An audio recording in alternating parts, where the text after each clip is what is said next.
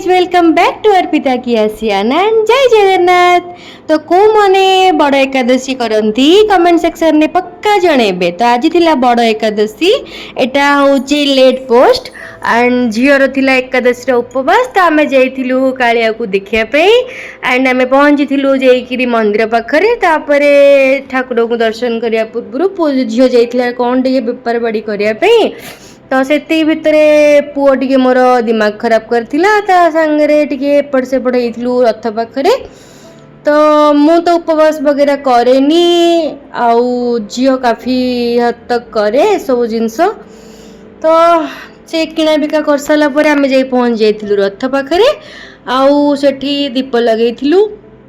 मु नास्तिक तो नुहे बट मो दीप आज 4 नंबर थर जाइकिरी से डीएसएलआर काठी लगी बट तो एमती है कि ठाकुरंगर दर्शन करथिलु।